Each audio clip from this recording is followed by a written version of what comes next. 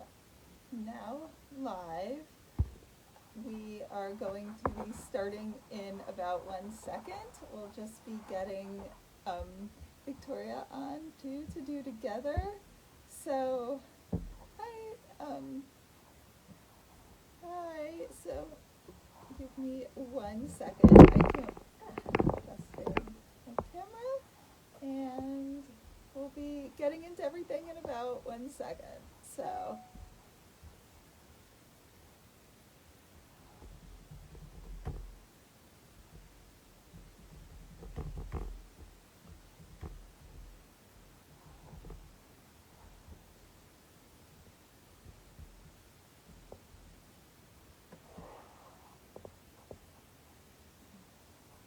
Hi, I see Healing Grief Guides saying hi, and so many people are joining. I'm so excited to see all of you. We will all be on in a second.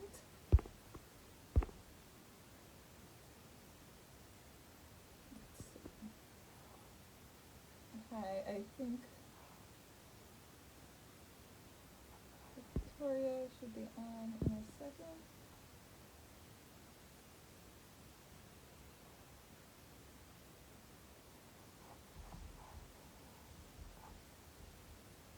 Okay.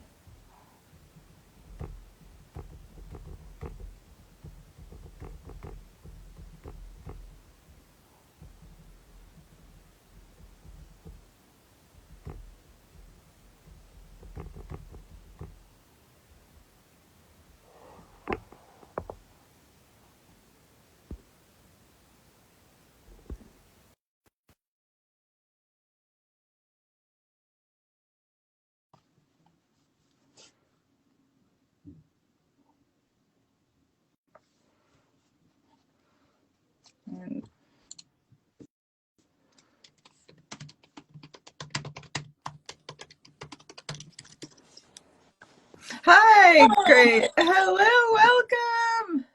Can you hear All me? right. I can. Can you hear me?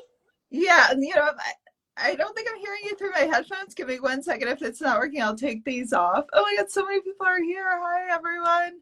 Okay, say one more thing. I might just have to take my headphones off, which is fine. Yeah, no, Hey. I don't know why they're not working right. Now I have headphone hair. That's not looking so Wait. beautiful. Can you hear All me? right. I can. Can you hear me? Yeah, I don't think I'm hearing you through my headphones. Give me 1 second. If it's not working, I'll take these off. Oh, wait, did you? There we go. Okay, I'm like, oh no, you're playing it back already. I'm gonna try one more second with my headphones if this doesn't work. I don't know why they're not working. So everyone's getting a little view of the behind the scenes of when you start a when you first get on, and you're just hearing my edited version. All of you are getting the little behind the scenes of when we first get on when it's recorded on Zencaster. So welcome to the world of podcasting. Okay, let's see. I think I can hear you. Yay, okay, they're working. They were just, you know what, my Wi-Fi's been acting really weird today, so I think, and Bluetooth, I don't know, but they're connected finally. Well, welcome. I'm excited we have had a great conversation was it 2 months ago? Yeah. So, Feels okay. like yesterday. It does. Oh my God. Time is crazy. Okay. Normally I'd say let's give it like a few more minutes till everyone come, but I'm seeing so many people are coming. So, Oh, hi thanks. everyone. It's just like I keep seeing more and more people coming. I'm so excited to see all of you. It's the anticipation and my computer and I think your computer not talking to each other, and now I'm on my cell phone. So Yeah. Yeah. Oh my God. Instagram's so annoying on laptops. Like I know my phone's died and I've had to do stuff on it. Just even posting's a nightmare. So, yeah, well, well, I'm let's just in front of a really messy house. That would just not go with you. Oh no. Well, I made my little podcast studio, so I guess it looks professional. But you know what? If you saw the floor, it's not as organized as it looks from here. I now made my little book there. So, okay.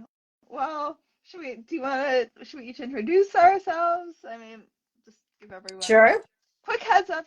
Victoria wrote a great book and, just has been through a lot grief related, like I assume most of all of you listening, and, like me too, And so we'll get really into it today, but kind of with both of us, I think, have like a light, humorous tone to everything too. I mean, we're also talk directly and honestly about the worst, but I think both of us, we also, I think when you've been through really dark shit, you have to have a good sense of humor in life, of course, about it. And part of Keep to yourself. that, Yeah. Oh, sorry. It was like a delay, but yeah. So why don't we each introduce ourselves? Because, your followers can learn about me. My followers can learn about you. God, followers, it's such an obnoxious word. I know it's like the word for social media that I don't know. I always find it sounds a little obnoxious. Like, so, yeah. So do you want to, this is Victoria, why don't you introduce yourself? okay, well, my name is Victoria Beelik, and I am the author of Watching My Parents Die. And I'm also an end-of-life doula.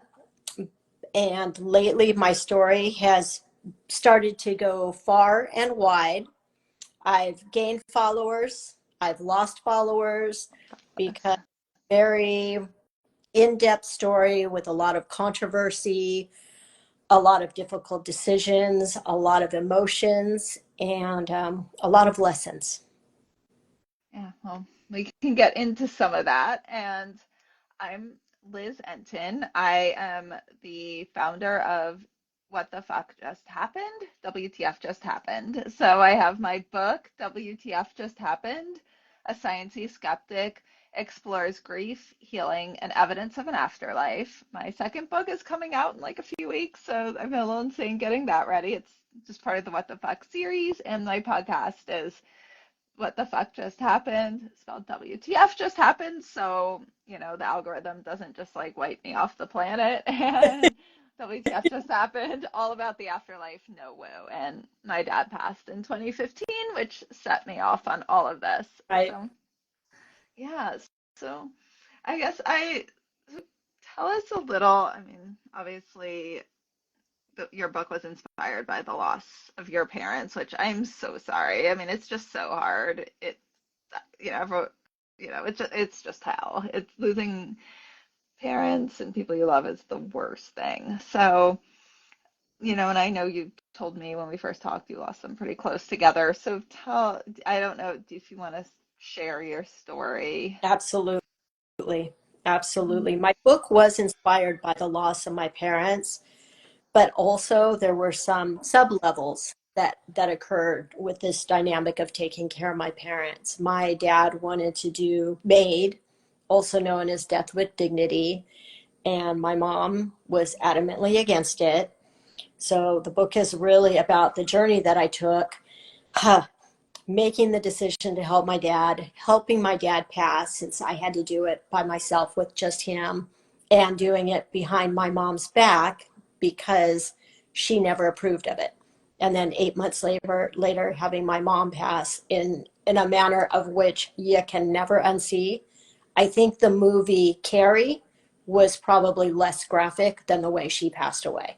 Oh, yeah, it was kind of somewhat graphic with my dad too. So you just, get those images out. Do you want to say what they passed from? Do you want to skip over that? You know. I'm okay with that. My dad was assisted medical, and in a nutshell, since my mom didn't approve of it, he pursued it with hospice. He made it abundantly clear he wanted no one else there but me. And you'll appreciate this. When I put everything together, I had to go to the pharmacy. I had to pick up the stuff, which I never looked at because it came in a paper bag. Mhm. We had to coordinate so my mom wouldn't be home when it happened because she didn't know. Didn't And know even. no, Wow. she did not know about anything. And so um, when I arranged everything, we had everything timed. And when I finally went to give him what we call the toxic juice, Hmm. it was interesting because I hadn't looked at it. had to have plastic gloves on. I had to use a glass that would never be used again. I had to have sorbet ready for him because they told me that his throat would burn. And when I pulled it out of this bag, I looked at it and I'm like, oh my God, it's pink. Now, my dad's body was failing, but his mind was 100% there. And my dad kind of looked at me and he said, what does that mean? I said, this is how we put horses to sleep, Dad. And I said, we call it the pink juice. And I said, so when somebody's getting out of line or we're joking around, we always say, don't make me give you the pink juice. And Oh my God. my dad kind of looked at me and he said, so you're killing me like a horse. Oh And my I God. actually pretty much am. And he said, cool. So I gave it to him. I told him he had 2 minutes to drink it. He drank it all within seconds. He told me his throat burned. And then I had to text hospice as I took each step because they'd never let anybody do this before without a hospice member present. First time they ever let a family member do this without anyone else. So I had to text him when they took it. He told me how much he loved me and thanked me for giving him the ultimate gift. And Yeah. he went to sleep. He had a little bit of a death rattle. I can't the entire time. I reported to hospice, and I reported when he was completely gone. That was about 15 minutes before my mom got home. So I had to go into the office, go back to work, and pretend like I knew nothing. Like I knew nothing. Wow. So when my mom got home, she came into the office and said, "How is everything?" And I said, "Well, I checked on Dad about an hour ago, and he was asleep." And so they got the food ready. They sent the caretaker back, or my mom sent the caretaker back. She called for both of us, you know, and told us, heads up, I think Vic passed away. And oh my God, so terrible. And I had to pretend.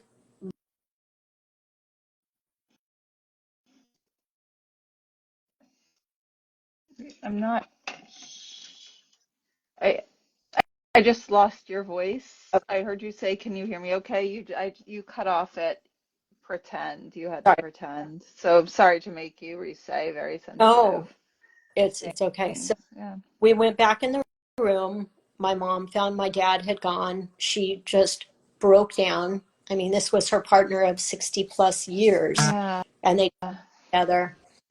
And so it Um, was challenging. I mean, Hold on I one second. Kim, Argonaut wrote she's not hearing you. Is everyone hearing Victoria okay now? Because I lost you too for a minute and then I heard you. So, um, i- yeah, if someone can just comment, I guess if you, well, audio was extremely low, seems to have gotten better. Okay, perfect. Okay. how So yeah. And then how Kim, now you are. how Okay, far thank you did we? so much. And yeah, again, I'm so sorry. It's just life when you're talking about the most sensitive things and then dealing with the technical. So I yeah, know. again, I yeah, sorry about that. I know you Yeah. were all challenging me to see if I'm able to get it together right now. Okay. Yeah. Good, Oh. If everybody. you can't keep it together, don't worry about it. I have plenty of days I can't. You just, yeah, I have plenty of people on the podcast don't. It's just I edit it, so you know, you don't. Everyone doesn't see all the behind the scenes of Oh, some of the. so yeah, So so my yeah. mom Okay. went it back and found him. And when I helped him pass, I literally I was felt so much relief. I mourned him before he was gone. I mean, the morning that we did this, he collapsed at the bar table and basically vomited blood everywhere and Mm, fell.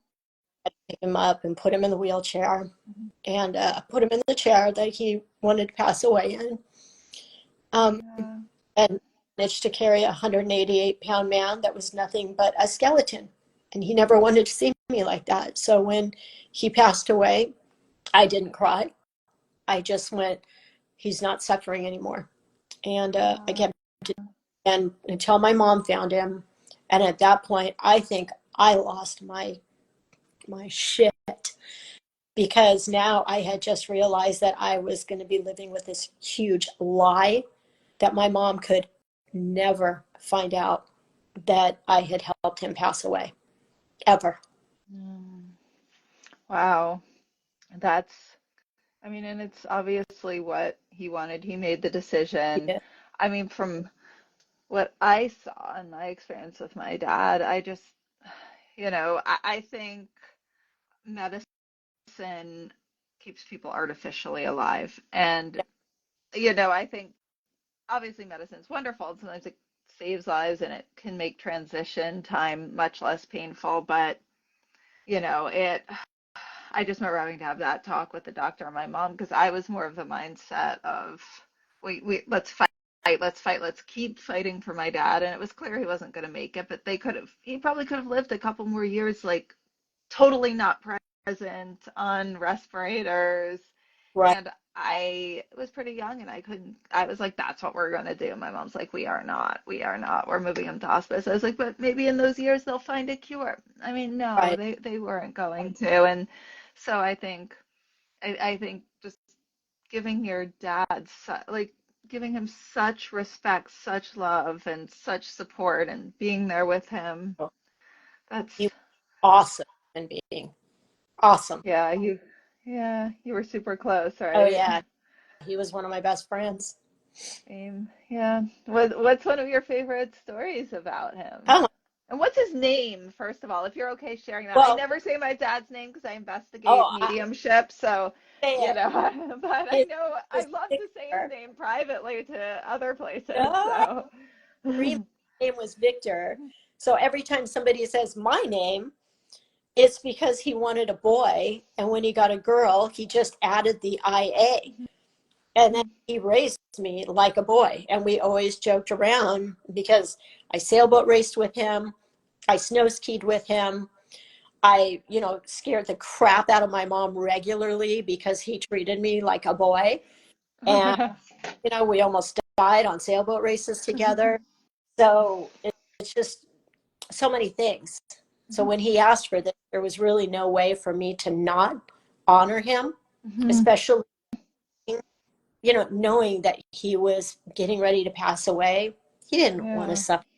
And, No. and I didn't, and my mom was extremely religious. And when she Okay. found out about his wishes the year before, she basically said, if you do this, you're a sinner. I'll never see you in heaven.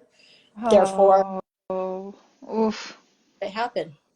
What a hard belief for your mom to carry. I mean, I never want to disrespect anyone's beliefs related to end of life, but I mean, that's such a personal thing, or, beliefs based on how the world works and consciousness. I mean, as everyone knows, I'm an atheist, don't really believe that, but that's very precious to some people. So, I mean, that's actually really a gift to your mom that you never told her, because if she genuinely believes in a religious heaven and that she wouldn't see her dad, I mean, to live with that agony, Exactly.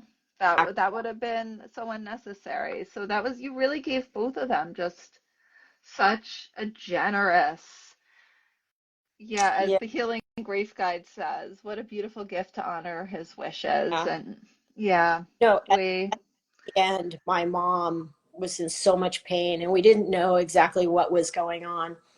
But she was put on hospice. So she was 8 months later, almost eight a months. month. Wow. She was in so much pain.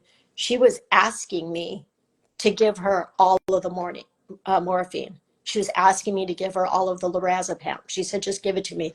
Stop the suffering. Make Mhm. it stop. Give me everything. Give me whatever you need to give me to make it stop. And I was so upset, and watching this, like, everything coming from places that it shouldn't have been coming. Mhm. But I had Yeah. her till the end. And I was going to do that despite the live version of a horror movie in front of me. And Mhm. but the back of my mind was thinking, Mom, I wish you could have understood now what we avoided my dad from having to go through. I couldn't say that because I was Of going to course. never tell. But like part of me, I, and it doesn't sound good, but I wish she would have understood this before. That, Right. but I respected her religion, but I had to make a choice whether to respect her religion or to respect my dad's wishes. And at the end of the day, when it was time for my dad to go, it wasn't about anybody but my dad and his Well, wishes. it sounds like you respected both your dad's wishes and her belief system. I mean, you really did, you know? I mean, No, I think, if she would have known, um, she basically told me that if I was going to help him, I would be a mortal sinner. So, and what a burden if for her to carry that belief. Like, so I mean, I cannot tell you what to feel. I don't have a right to do that.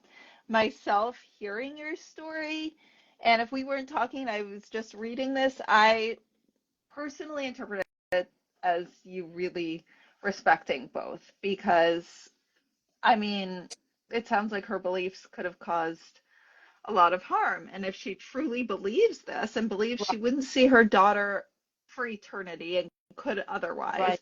wouldn't see her husband for eternity and could otherwise, like, what an you protected her from such an unnecessary pain. I mean, I can't, if I take 5 minutes to step back or even just a second to step back and pretend I believe that, I mean, you gave both of them a very beautiful gift and carried a burden yourself by with that. I mean, I see it as just the most loving thing you could have done as a daughter. Yeah, I lost a lot of people over the decisions that we made.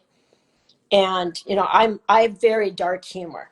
So, Yeah, welcome to the yes, you and I both. I but know that. so when my mom passed away, my husband, he was with me. He was worried. Everybody around me was worried about me because I had just, I had towels everywhere around me. I did everything to take care of my mom. But when my mom passed away, um, we kind of joked around. I mean, I was still really upset over that, but more because of what I'd seen than Mhm. being relieved of her suffering. We kind of joked around that, okay, mom's going to be on the bus to heaven and she's going to be on the freeway. And then she's going to see my dad on the off ramp and be like, Vic, what are you doing there? I'm going to see you now. And my dad will be like, yeah, try to get hitchhike right up there. So, That's hilarious. joke. But I'm like, sorry, mom, dad can't get on the freeway. Yeah, yeah. I mean, I'm going to ask you a little about your dad's beliefs. So just acknowledge a few comments. Kim, yeah, we always wish for better results to our loved ones' illnesses. Oh God, yeah, tell me about it. I couldn't face, I was for a long time, really hoping, thinking it'd be different. And yeah, I'm going to stand by with the Healing Grief Guides as totally selfless what you did. I agree. It was like, it shows how much you love your parents and how God, you know, yeah, obviously they were excellent parents to have a daughter who like gave them such a gift, and I assume, years before they got sick, you probably on a regular basis brought them love and joy and I did. um It yeah. was three of us. We called ourselves the tripods. Only child, yeah, yeah. Oh, God. I mean, everyone, the loss of a parent is hell for everybody, but only child, you're so on your own. My God, it's just like, because that's all you have, Yeah, and my own. And, my parents lived 9 hours away to Mhm. drive because it was just as long to fly. And I'll tell you, when my dad started getting sick and the writing was on the wall, there were so many times where I jumped in the car to drive to them because Yeah. my dad had these. And so many times we thought we were going to lose him. So many. Mhm. And then when the writing was really on the wall, that, you know, there a big bad monster. There was a big bad monster happening inside of his body. That's when I said, you guys need to move in with me. And both of them, they were adamant. They never wanted to be put in a home. And my husband was super mad. He said, this is way too much pressure for you. This isn't fair of them to ask this of you. I said, Tom, my parents were awesome. They raised me. They went through hell with me when I was a teenager Oh because I was no. Were you a troublemaker? What did you do? Yeah, when I look back, I kind of wonder why I'm still alive. Oh no, wait, we have to have a little bit of lightness here. What did you do? Well, let's just say that with my lifestyle, besides my active lifestyle, if it was dangerous, I did it. Oh And no. and I would do it and I'd be like, wow, how the hell did I just live through that? And I'm 56, even though I look 24. Um, You look gorgeous. in my day, there were lots of things to do, you know, Mhm. experimented with a lot of different things. I wound up in a tree once, had no idea how I got there. That's amazing. That My is so up funny. a couple times from some parties, and Threw up, they yeah. I mean, threw up. that's normal teen. I don't know any teacher that didn't throw up from drinking, like, unless you got like, yeah. Yeah, they rode with me through a lot of things, and I committed to them, and I committed that they would never go into a home. Had I Yeah. well, it was going to be, I would have made the same decision, but I would have probably done things a little bit differently. And I kept my promise. Neither of them never went into a home. And when they each died, I was holding their hand when they took their last breath. That's So, amazing. I mean, that is absolutely, it sounds like the three of you were very close and also very respectful of each other's ways. Like, it sounds like they didn't shame you as a teenager for no, being you. You balanced, their different belief systems. I don't know what did your dad believe? Did he believe in God or religion, or were they completely different well, viewpoints? my dad came from a line of archbishops. So he Oh, was okay. very Catholic, religious up until the 80s. right? Up Yeah, Catholic. until up until when? And then he just I'm went to church. sorry, you broke No, up. He was very religious, and then I didn't hear you. What did you say? up until his 80s. Up until his 80s. Okay. And then, I don't know what happened. Then he was like, God, why am I still alive? I'm done. Oh no. That's actually encouraging though to hear. It seems like, when that people do get ready to leave. You might feel like you're never ready when you're young, but Oh, there's something I have heard from a lot of older people or sick people, they'll just be like, I'm ready. yeah. Even people who loved He life. said multiple times, he's like, just let me go sailing one more time. Let me do this. I'm like, oh, there, Dad, I'll help push you out. Yeah. When he lost everything. And that's when he went, I'm going to do things on my time now. And, Mhm. I don't know what exactly caused the switch, but Mhm. something. I have a very interesting story kind of. I just thought of this. Like, I mean, my family, I don't know, anyone in my family, as far as I know, really believed in God. It's just like never been part of our life or afterlife. And, most people, one of the reasons I have what the fuck is I would say 90% of the people, they think the options are God in heaven or, consciousness created by a brain and that's it. And apparently, my grandfather, he passed when I was really young. My mom's dad, apparently, like very close to when he passed, just out of nowhere, he was like, I'm starting to think there is something. He never said why, just out of nowhere. My mom always thought that was really interesting. And, I mean, now my mom thinks there's possibly something because, like, I never shut up about it. She's heard nothing but all the research for like years. Right, But, my right. grandfather and I don't even think Jim Tucker and Dr. Jim Tucker or any of them has started their research. There was some of this research. I mean, it's been going on Right. for years, like the Society for Cyclical Research or Dr. Ian Stevenson before Dr. Jim Tucker. Like, my grandfather didn't know anything about it. Just he got sick and started to say, I think there's something. So I just paralleled that with your dad just saying, I think I'm ready. And, in the hospital, my dad was definitely ready. He didn't want to get better. I was fighting. He wouldn't do any of the stuff Well, like that we wanted him to do. that's what's most common. I mean, so many people want to hang on to someone they love, Hmm. not necessarily because of what they want. I'm not saying you, but it's just very common. It's not necessarily what the person wants, it's what we want. Oh, I would yeah. love to have my dad be around forever, Hmm. forever. But that's not what he wanted. And so Right. I helped him with what he really wanted. And, you know, if it would have happened suddenly, if he would have come out of the blue when he was still healthy and said, "Hey, Vic, I'm ready to go. Help me kick it," I would have been like, "Whoa, whoa, whoa, whoa, Dad." Yeah, yeah. But I don't think that's actually very legal either, nor should it yeah, be. You know, I mean, just like one day, like a healthy person's like, "Hey, no, you my kill dad, me?" You know, I mean, no, I wouldn't have done that for as my long as parents. you still cook for me, you're staying around. Yeah, yeah. But Yeah. you know, I mean, I have to say, I don't want to especially get super like I don't want to necessarily use the word elderly. I don't want to get in a non-functional, very compromised body, you It's, know, especially with what I know now and have heard about near-death experiences. Like, I think there's a time, and that's why, you know, yeah, yeah, I'm not one of those people who's like, I want to live to like 110 in my wheelchair. No, like I don't want that. So, I mean, even I might want it for my loved ones because, yeah, it's really hard to lose someone. But, when I think of, I guess, you've read all the near-death experiences or listened to podcast episodes about them, like just the yeah. joy people feel who've had near-death experiences, they don't want to come back. And Well, it's consistent. I'm unfortunate that I don't have any children, but I am. Hmm. I have a very best friend in the whole wide world. And, she was there with me when I went through everything. I think she's on this podcast. So, hello, wifey. Um, Hi, whoever you are. I, but, and now we joke around. I'm like, okay, I'm going to move in with you when I'm older.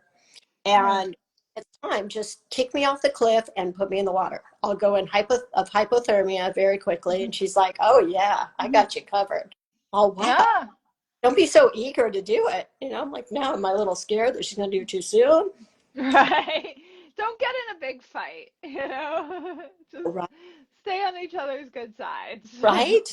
You've given her the permission. You don't want to make her mad. Or exactly, You're right? like, Like the old, like, what's whoops. 10 or 20 years, 30 years. Exactly. So, but I'm with you. I'm hoping there is someone that loves me as much as I love my dad that can help me, especially seeing what my mom went through at the end. It just Right. even more adamant that Hmm. I want it to be on my terms. I think yeah, I feel the same. And I have to say, it's like really, really hard as the healthy person to implement that. I mean, like, I actually have a lot of guilt and regret about this. I had no control over my dad's choices, but with my dog, um, I feel like I tortured her at the end. I look back, I feel horrible. Like, it was because of love, but it was definitely selfish. I kept thinking if I do more. Well, I did put her through like sort of a grueling medical stuff when the vet was like put her down and she got better. And then I had like 6 amazing months with her and she felt great. And then they were like, yeah, this isn't going to work again. And I just did everything. I was like blood transfusions, make her take this medicine. I I definitely regret it. She was just suffering and I made her suffer and I mean I think she knows hopefully like where I was coming from. It hadn't been that long since I lost my dad and then my cat after my dad and Right. I couldn't let my dog go. I just Right. couldn't. And I didn't put my cat down. I've never put my cats down. I lost other animals, but like when I was the decision maker, not as a child. I never put my cats down or my dog, and I think I should have. I mean, they all died in my arms, but But that's so natural. That is the natural tendency for people to hold on because you love something. And, yeah. even, especially, I don't want to say especially with animals, but you kind of know what I mean. Like I told somebody the other day, I said, when you do something important to you, Mhm. you lose a piece of your heart and Mhm. all the world is not going to stitch it back. But you have Right. the rest of your heart to move forward and hold on to those memories. And but people, oh, you'll get over it. Oh, this or that, Get over because you know, it. I'm like, no, it might get easier, but you're not going to stop grieving. You're not going to stop feeling the pain.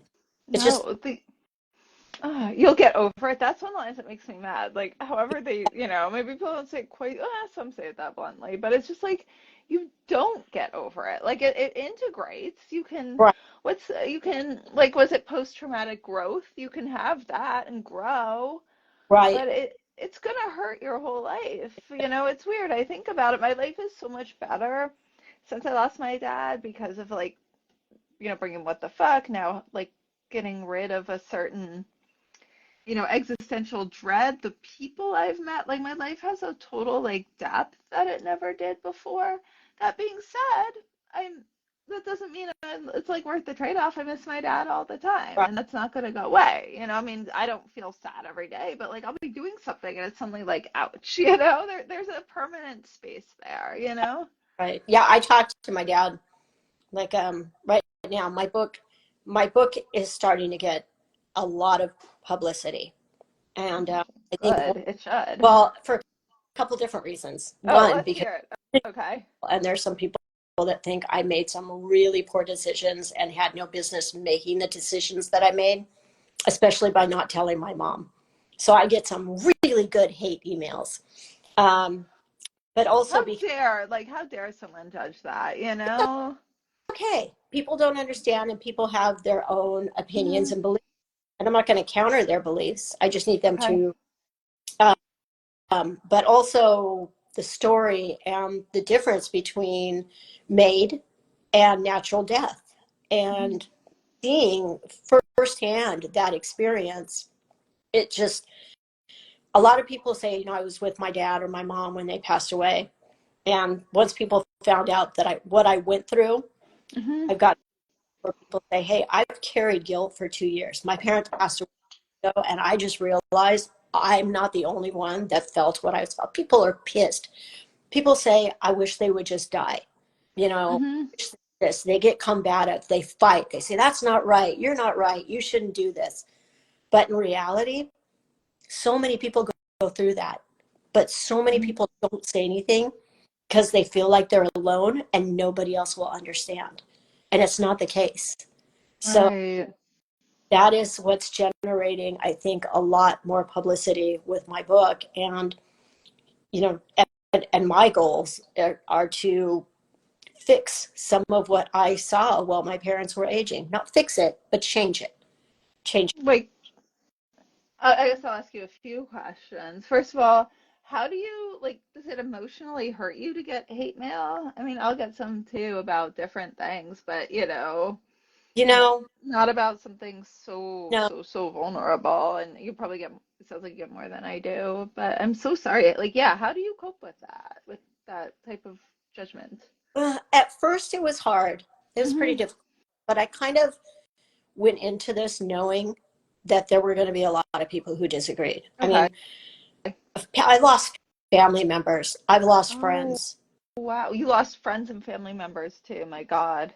How They, dare, you know what? Everyone loses friends after in grief, but like it probably was like to the 10th, like 10 times more for you because of the reason, yeah, but I feel like everyone loses friends because you they do. see the people who can't be there, the ones who are just there for fun and don't like that you're, just try to correct you or mad that you're not like the same person. Right. But I lost a lot of friends, but not the same way. So they judge you. They say what you did is wrong and we don't Totally, want to be your friend anymore. totally judged me. Oh, yeah. Wow. Judged me hardcore. You know what? Actually, if I listen to what some of them said, I can do whatever I want because I'm already going to hell. I'm a mortal sinner. Can't be taken back. I'm like, How dare someone say that to you? That just pisses me off. That's I so mean. Like, I just can't, you know? know. If I wasn't inherently a good person, I'd be like, huh, I can do whatever I want now. It doesn't matter because I'm going to wind up not up, down. But Oh. but Oh, I'm a so good. yeah, you sound like a really good person, I mean, if you believe in heaven and hell, and the only reason you're like kind to others or do kind things is like to avoid hell, like, are you really a good person? I mean, Yeah. Well, there's a few that don't think I am, but I'm honest, and that's, in my heart, I did the right thing. I know mhm. heart, try to do right by others.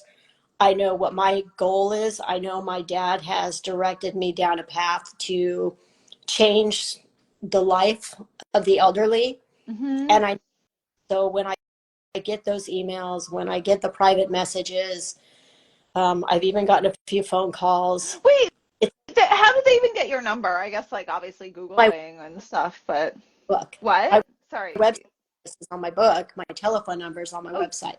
you put your phone number. Wow. Sure Are you? did.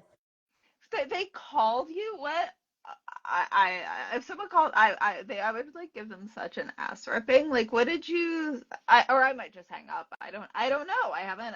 No, I mean, no one has my phone number.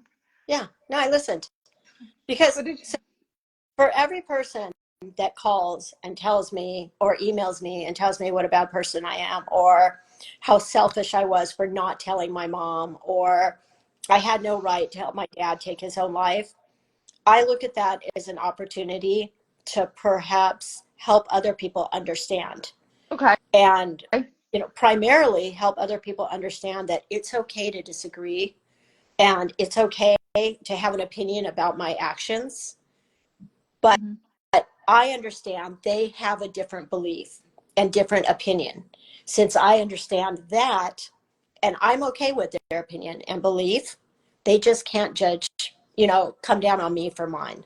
Because it's a little, Yeah, you can have a different opinion, but you can't have a different opinion for somebody else. You can say and you don't even know until you're there. I will say that too. You can, with all your heart, think, I wouldn't do that in that position, but you don't know till you're there. And maybe they're right, maybe they wouldn't, but how you cannot. I'm so sorry. So you've talked to people. These are strangers, and they'll call you up and be like, "You're a terrible." They read your book. They don't know you. They take the time to call you to harass you, like on the phone, not even an email. I mean, I can't imagine doing either to somebody I disagreed with. And then so you talk to them and you have patience. You speak with them and explain yourself to them. mostly I listen. You My listen to them just like, okay. voice is like, huh, you got to be kidding me. But then my outside, They're pro- yeah, you count to 10 before you respond. So I count to 10 with my inside voice saying all the things I really want to say. And then my outside voice is, I understand what you're saying. I completely, they must be. and you right to your opinion. I'm Mhm, not going to argue it with them because I'm not going to try to change their opinion. I'm mhm. just going to respectfully acknowledge that I understand their opinion and that they have a right to their opinion, as do I, and my feelings about the choices that I made. Now, wow, yeah. Do are they surprised that you're willing to talk about it? Because they're probably just looking for a fight and expect Look, you're going to be furious at them. yeah, they look for a fight, they don't get a fight, and then there's nothing more to say. Oh, you haven't changed anyone's mind. You haven't had like a real conversation where they're like, you know what, I was wrong about you, or like they might not do what you would do, but I have they think ever been like, thank you for discussing this. I've learned something, or I think that I've had two people that, well, one person was email, one person was a phone call, and I think they didn't get the response that they were going to get, and I think they backed off a little bit because I mm, had to cutting them off. I wasn't trying to interject. I listened to them, and I kind of said, "All right, I hear what you're saying. Now, mhm, like a response, I'm going to ask that you give me the time to respond to you. If you don't want a response, there's no reason to continue this phone call." And they were kind of like, whoa. I think they were kept taken off guard because I didn't jump down their throat. mhm, wow, That was a conversation. And they listened. And I just mhm, very briefly explained, the respect, the differences of beliefs. And then I got into details of how my mom died and the mhm. I saw. And they kind of were like, oh, okay, this was challenging. Did they agree? I don't know. But did they see things a little bit clearer? Yeah, I think so. And you know what? I mean, I am the biggest believer in medicine. Like, I think it's great. I think it saves lives. But pre-medicine, you know, I mean, you'll hear, you didn't have all the treatments. Like, someone developed cancer. I mean, I'm sure they suffered, but they went much faster. They didn't have, you know, all the chemo. I mean, so Right. like in nature, they would have, like, what we're already doing is unnatural, and it's just a great unnatural. But for people who are saying you don't have a right to end someone's life that's going to end anyway very shortly, like what quality of life? It's just, and without medicine, it probably would have ended much Ex- sooner And anyway. So that's what I just don't understand. I, Like, I cannot understand it. I've had people say, well, that's not God's will. And again, But I am isn't the not, medicine, but the medicine keeping them yes, alive is God's will? I don't know. yes, I yes. And that was, mean, I understand it's not God's will. But if it's not God's will, then why are we administering medicine to keep someone alive longer versus just letting God do what God wants with you? yeah. And that is a question some very, very seriously religious friends of mine have not been able to answer. And again, it's okay. I believe, regardless of what religion there is, I believe in a higher power. You do. I believe, Okay. Mhm. I believe there's something out there. Mhm. But I use that to drive me to try to be a good person. And Mhm. so I follow these rules of this religion when I know inherently that I'm doing everything I can to be a good Mhm. person.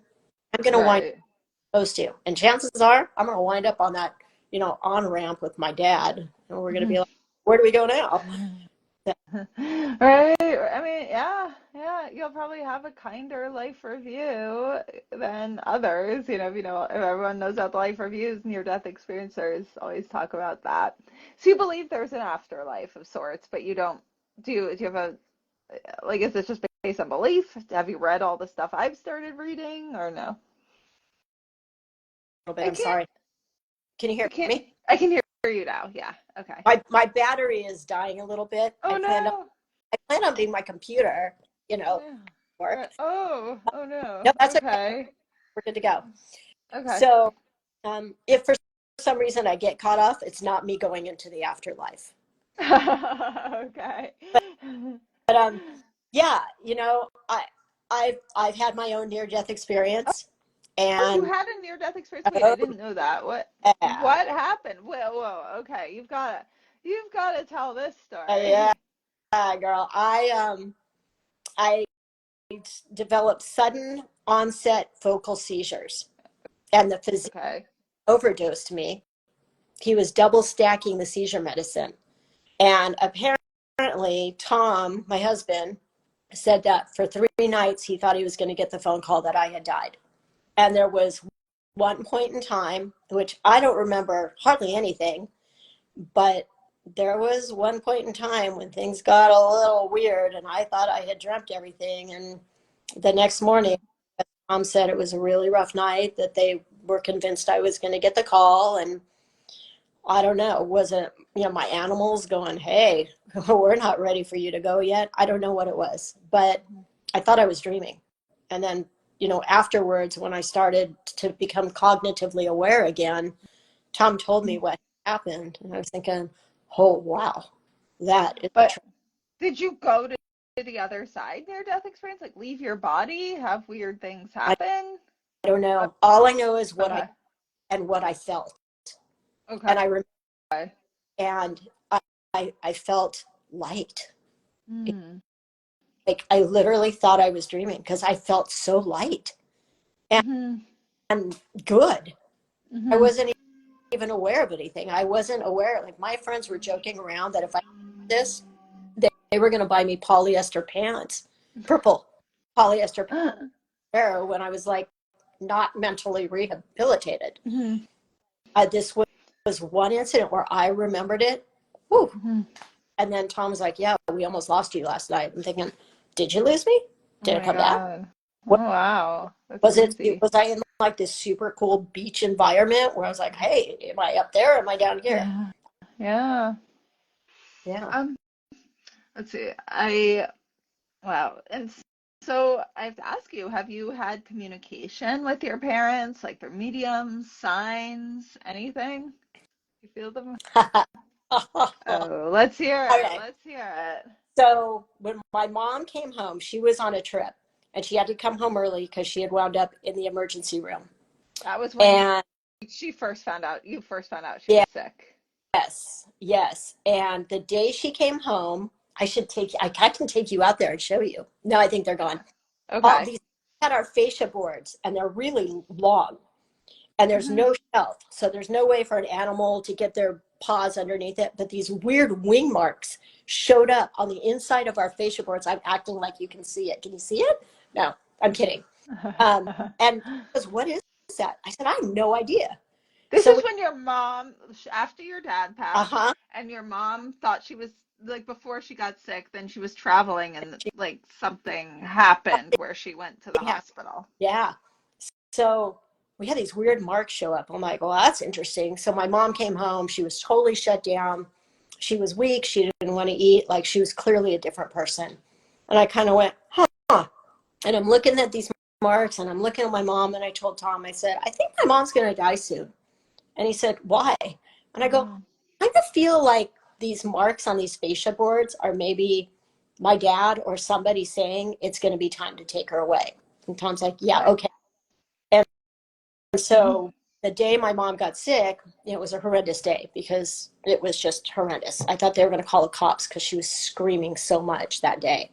No, And what happened? Just like pain, you mean? well, Or morning she passed away. We think she ruptured her intestine. mm. Okay, Everything I'm sorry. out from the back end Hmm. smelled everything from her mouth and her ears. So we think she went septic. And Yeah. and it just got really interesting. So the night that she passed away, the lights did something weird, and Tom like looked at me. He's like, I don't know what's going on. I Hmm. go, yeah, my dad's here, dude. I was like, yeah, okay, Hmm. whatever. I go, no, my mom's gonna pass away tonight. And he said, yeah, well, you don't know that. Flipping trash can in our bathroom went over sideways. Wow. I was like, I'm like, I told you, my dad is here to pick her up. Sorry, Dad, your vacation wasn't as long as you thought it would be. And I Your said, dad missed her. upstairs. I go upstairs. My dad's here to grab her. And Tom Mm. said, okay. So he went upstairs, and sure enough, a couple minutes later, with everything happening, I've got my mom doing the signs Mhm. where she's smiling and she's talking, but she was rigid. So I have no idea how she was doing what she was doing because by that point, she was so rigid that I actually had to hold her jaw to administer the secretion medicine and the morphine and the lorazepam. Mhm. This Mhm.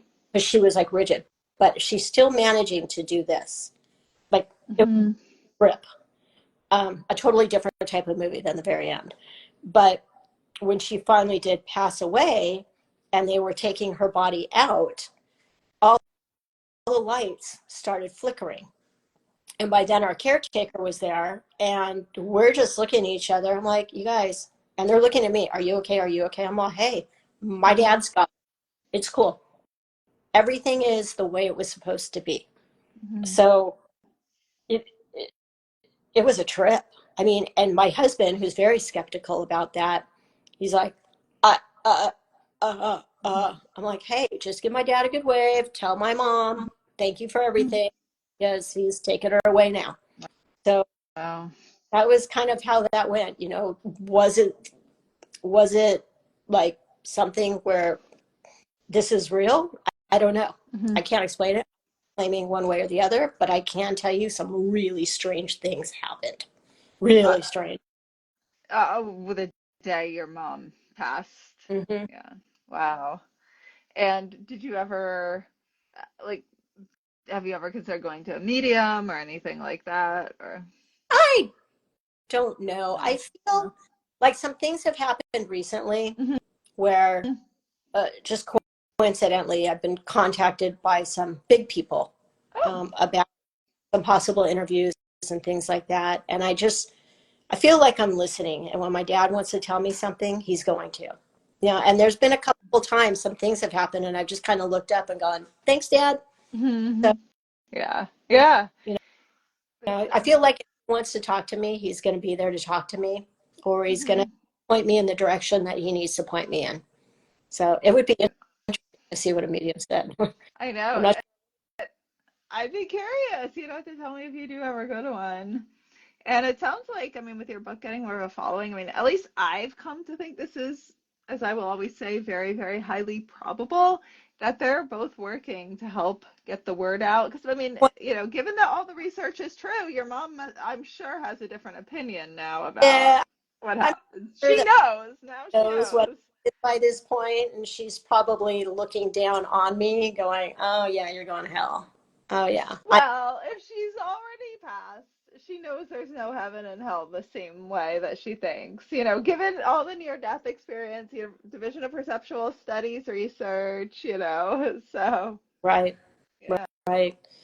Yeah, From what the research says, I can't say I know any of this for a fact yet. So, you just can't. You kind of have to go with whatever you believe, and when mhm, something happens, you just kind of go, "Oh, okay. mhm, Let's just let it be what it is." mhm. Yeah, yeah, and sounds like too you've had a lot of impact. Have you, we're getting in on 8 o'clock, so I have to wrap it up kind of soon. Is there, I guess I'll ask you, have you also had people who reach out to you too, who are like, you helped me make a different decision, Yes, or, hmm yes. hmm A lot of people, actually, that's quite a few. I have really, more thank you contacts. No, hmm it's like 50-50. But hmm I'm glad I've reached out and said, "You changed my mind about things." I'm glad people have reached out and said that even my book has made a difference for them, even hmm past a couple of years before. And I'm glad that I have helped people say, "Wow, you really changed my perspective." hmm And I'm going to really think about what my choices are and my parents, because I see them becoming elderly. I know what to expect now, and I know how to honor their wishes, whatever they may be. So like what would be, you say with people getting elderly, like what would you say is a different, like you said you're trying to make changes about how things are handled for people getting elderly. Like what's I an am. example? I'm actually holding clinics and have been invited as a keynote speaker. And my focus is like I'm still end of life doula, but I'm Hmm starting to become more volunteer in that. And hmm I think my dad is tracking me down this road where I'm trying to minimize elder abandonment, because when Good. people really, the communication changes, the understanding level changes. And if I can help families understand why those changes happen and how to change their communication tactics, I think it's going to minimize a lot of conflict. And I also talk to them about internal conflict between the families, and conflict between their loved ones. Hmm So if I minimize that conflict and make it easier for families to stick together during this path, it's going to make a difference. hmm There's more hmm elderly and terminally ill people that are going to have their families around because that dynamic has changed. So if I can make an impact and change that dynamic and make it so the families are there for these loved ones to the very, if I could change 20% of the occurrence of this and the way it hmm happens, I will feel like I made a difference in the world. Yeah, I think it sounds like you've definitely made a difference. So If you have a few more minutes, I would like to talk to you about. I don't want to keep you too long. I know you said 8, but I do want to ask you a little bit about being a death doula, if you don't mind staying on and sharing. Have you I seen? might plug in. Okay, well, we'll Can try. Yeah, go ahead. We'll probably be only another 10 minutes, but there's no way I I, can't ask you a few I questions. carry you with me to the other room. Is that Okay.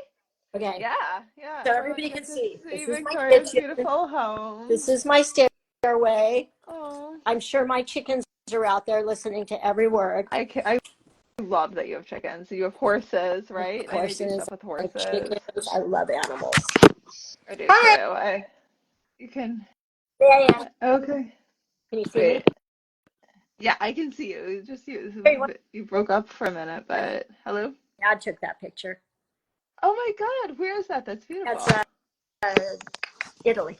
Yeah, I was gonna say it looks like Europe. Beautiful. Go for it. I love I'm trying. that.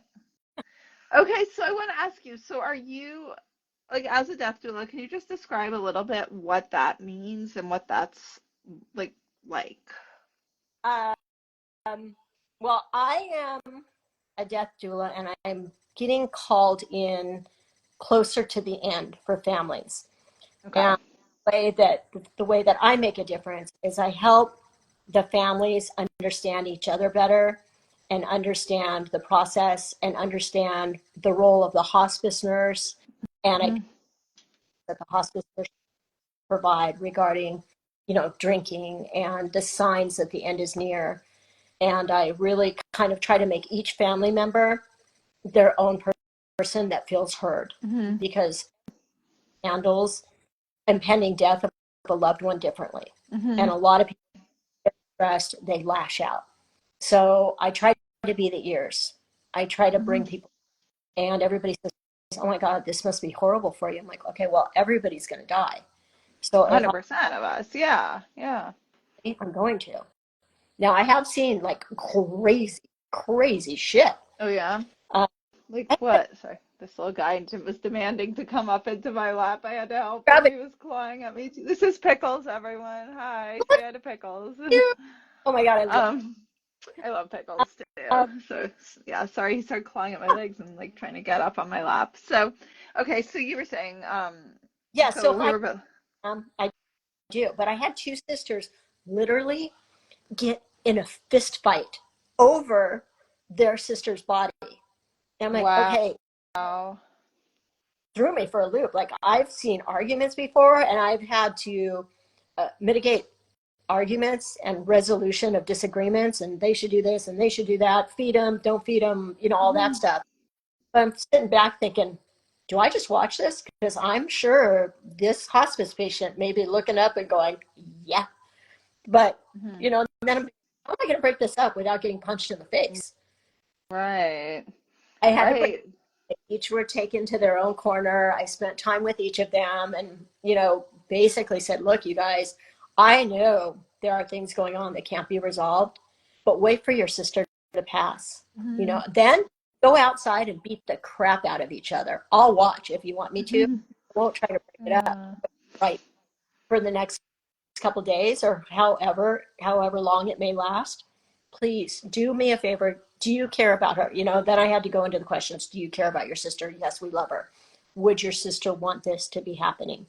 No. Then what can we do to work together to help her with the peace and create the peace around her that she needs to do Mhm. what she and then yeah. And they kept it together. It was only another maybe 7 hours until she passed away. And then it, damn. I'm like, okay, no reason to stop it now. Right. Well, very often, maybe they get along beautifully 99% of the time. People like in trauma and grief, like you don't know what to do with those feelings. So you just feel you're in shock, you feel horrible, like, that maybe they're very like, don't fight like this normally. It's just, my mom and I had some ridiculous fights when my dad was sick. It was just like I moved in with her, and we were just so tense and so unhappy. You're in trauma. You're in like You this are. trauma mode, and no one's their best in pure trauma mode before it's been processed. And you're in terror all the time, not sleeping, like the ups and Oh, downs. We had so many ups and downs. It was like, oh, he's getting better. He's not. He is. He isn't. I mean, right. not sleeping. I mean, it's just you're no one's, I think, at their best in those. And a lot of times, most of the time, when everything is done, the families thank me. Um, Yeah. say, you made this easier for us. You know, Right. here from a non-medical perspective. And I think that's one of the advantages of an end-of-life doula, because Hmm. with this, we're not coming in pretending to be part of the medical Right. world. We're not Right. with any affiliation to any of the family members. We're coming in completely neutral, and we're there for them. Hmm. So God bless the end-of-life doulas in this world, because Yeah. heavy, heavy burden, Hmm. just like the hospice nurses is. God bless the hospice nurses. Man, I have met some amazing hospice nurses, and they're so patient and they're so understanding. And anything I can do to help them with their job, because a lot Hmm. those families are going to, like, they don't want their family member to die, even though they're on hospice and they're in the process and very close to death, Mm-hmm. die. So then they point the finger at the hospice nurse. You know, you Yeah. can't let them, you got to do this, you got to do that. And the role of hospice is to let them pass. Right. Right. I mean, yeah. Because if they weren't on hospice, they'd still be passing. It's not like going on hospice is making someone pass. It's going on hospice is making someone passing less agony, you know? Right. Um, Yeah. My dad, I firmly believe my dad is leading me down this journey. This is crazy. And, you broke up again. You said your dad's leaving, oh, leaving. Yeah, yeah. and it's a crazy path. It really is. Oh yeah, tell me about it. I feel my dad's leading me too. I feel he just was like, can't believe. I think there's some other people who kind of wanted me to come along on this path too, you know, and I think I don't know. I mean, I can't tell you how much this would never have been my life. Like I mean, if someone said anything even a little woo to me, I was like, you know, I was always a curious person, so I always wanted to hear what people had to say. But you know, I mean, I would never ever. I can't even imagine. But I have to ask you as a death doula, have you seen any weird like what the fuck or afterlifey stuff with the people or heard any stories? Well, I'll tell you, when the person passes, I usually try to give space to the families, you know, and Yeah. if Yeah. you need anything, please let me know. Hmm. Uh, but I tell people to watch for butterflies and to watch for dragonflies. Hmm. Because the dragonflies, they say the dragonflies are there to carry the souls. And so I'll kind of tell people that. And then it is not uncommon to see the thing where they look like they're talking to somebody who's already passed.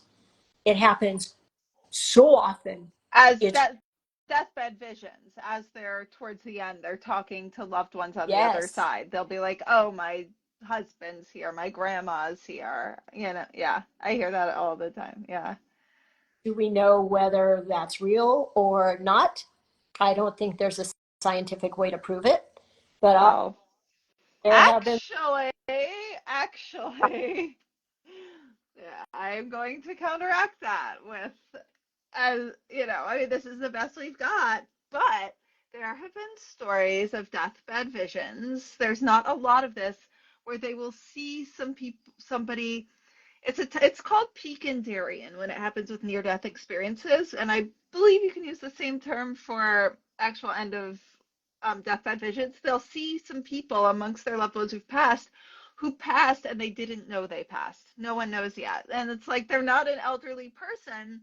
They'll be like a young person, maybe passed in an accident, or and there's reports of that, and they'll be mixed in. They'll be the only person thought to be living mixed in with deceased people. So Yeah, that is scientific. Yeah. yeah, I'm with you on that one. So I'm going to have to say, I'm surprised we haven't had more questions come in. I'm surprised we haven't gotten any hate comments. Oh, I would. Yeah. My followers are so lovely. I can't imagine. I think. Thank I you. think people pop in and out. So when I post this on like Instagram fully, and I'm gonna post on YouTube, and I'm gonna do like a bonus for on my podcast. If you'd like, I could say people can write in with questions if you're okay with that. Yeah. Okay. Yeah, yeah. It's an interesting end of death. Again, if I can make a difference for a family Hmm. and help people in a heartbeat, I'm going to walk away sad, Hmm. for the family. But I walk away thinking and knowing that I made a difference for them. Hmm. Yeah. That's really what counts. Well, is there anything, thank you for staying on like I think like 15 minutes over an hour yeah, exactly 15 minutes, that's the hour. Is there anything you'd like to add or anything you want to ask me or wish I'd Uh, asked you that I didn't? you know, the only thing that I can leave you, well, first of all, I love your openness. Oh, thank So you. I love yours too. thank you, thank you. And I know we talked for so long on the phone Hmm. that time. So Yes. come to Ventura and visit me. Um, but Yeah. really, I think it's just really important. Death is the only thing you don't have a right to choose from. You can still choose to pay taxes. They always say taxes and death, but really, you can choose not to pay taxes. And just by avoiding, um, so accepting death is something that will make life easier, and accepting that when that time comes around, that it's that person's choice, and respecting their choice of how they want to go and what they want to do with what's left of their life is so important. And it's so hard for people to do that. It's important because when that person takes their last breath, you want to know that they were loved and supported. And if you didn't support them and let them understand and honor their wishes, you can't take that back. And then at some point you go, I wish I would have done this, shoulda, woulda, coulda. And if you start practicing that, there's going to be less of that. And the grief is going to be more pure. The grief won't be driven by guilt. Right. So that would be my takeaway.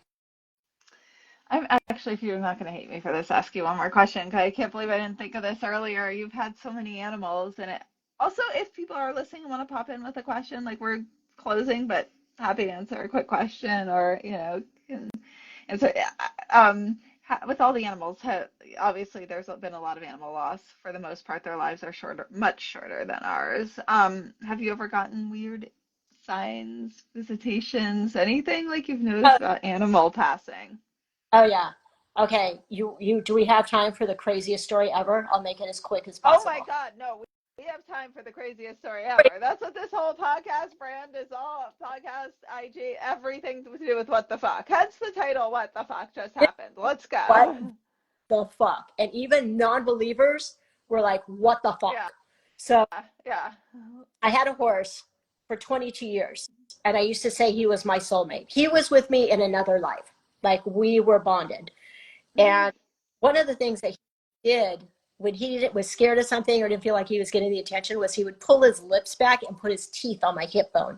Back in the day, hip bone. Wait, you're breaking up. You said he pulled it. I didn't, you said you're laughing at something and wait, say it because I see you're doing visual things, but I'm also going to post this just podcast audio. So just Yeah. say some. Pull Okay. his teeth, his lips back, and he put Okay. his on my hip He put bone. his teeth on your hip bone. Oh my God. It was Okay. an animal has ever done. That's And then hilarious. when I had to put him to sleep, which is huge, I had him for 22 years. Oh, I told him, I said, babe, this horse is coming back to me. He's my soulmate. I can't tell you how, when, or what, but it's going to happen. And so I couldn't even look at another horse that looked like him for 2 years. I'd break out in tears. My husband would be like, oh my God, I'm so sorry, blah, blah, blah. And so we're at this event, and I'm looking at this horse. And for some reason, every time he passed me, he would stop and stare at me. And even the owner was like, I don't understand what's going on. This horse doesn't like anybody. And this horse would gravitate towards me. wow. And so to the owner, she's like, yeah, he's for sale, but he's not very warm. He's very business, and he would look like my horse, and he was way taller. Animal I never wanted to have again because it hurt too bad. And I'm talking to this lady, and this horse comes up from behind me and puts his freaking teeth on my hip bone. Shut up. And wait, how old was the horse? Was he born after your horse passed? Um, You his know. age was the exact time my horse became disabled. So Oh he my was born, God. Mm-hmm.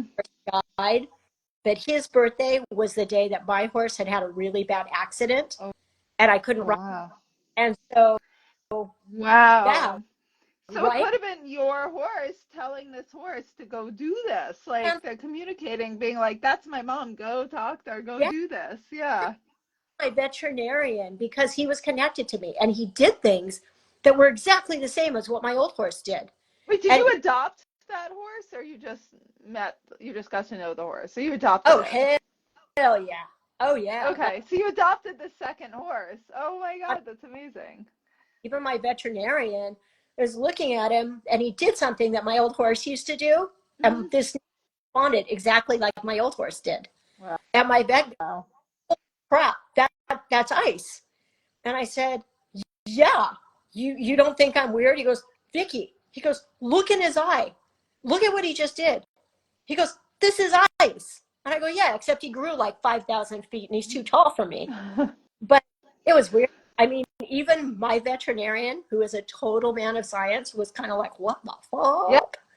Yeah, I can believe it. I mean, there's so much of that as a total woman of science. Never believed any of this. You just start to hear this left and right, and wow, I love that. I'm so glad I suddenly was like, wait, I've got to ask her about animals. Oh my God, that was so worth it. I hope it was worth it to you to stay on longer. So Yeah, for another 3 hours. I mean, let me go.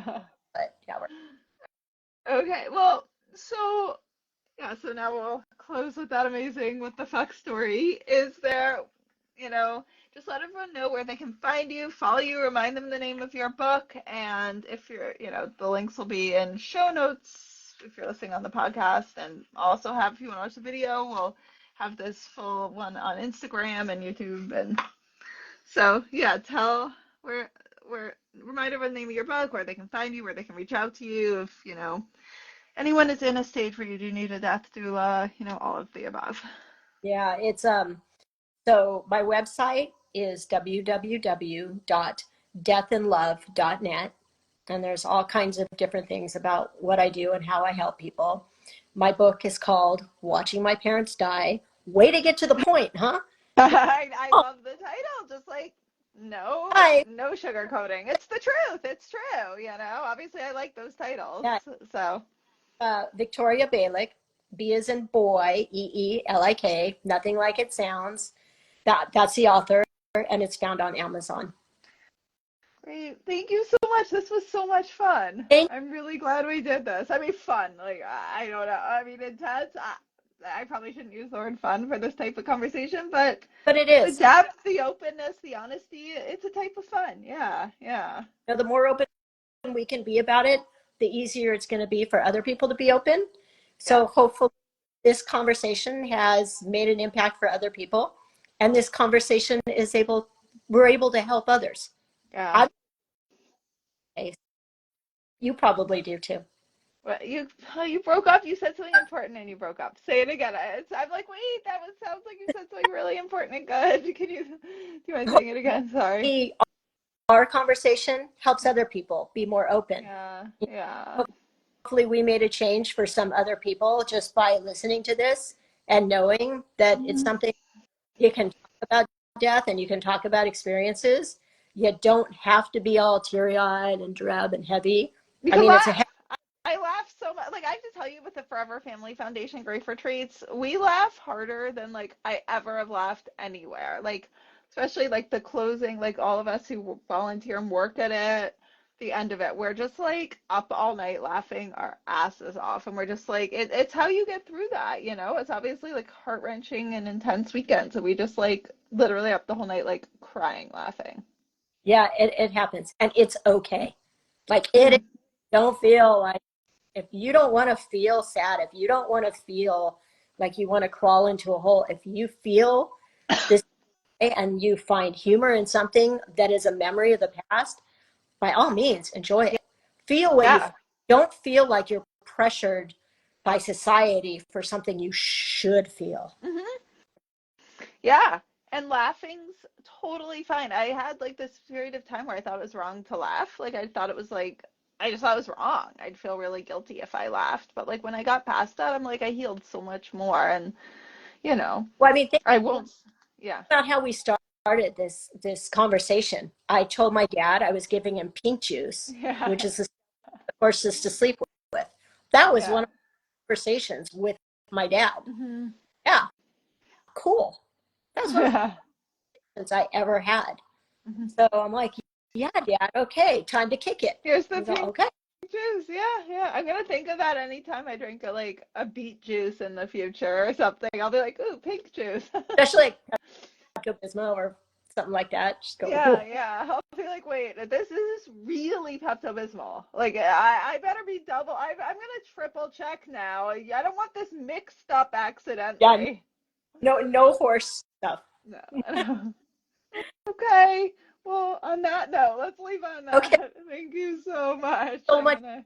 and for having me. Thank you. All right. Bye. Bye.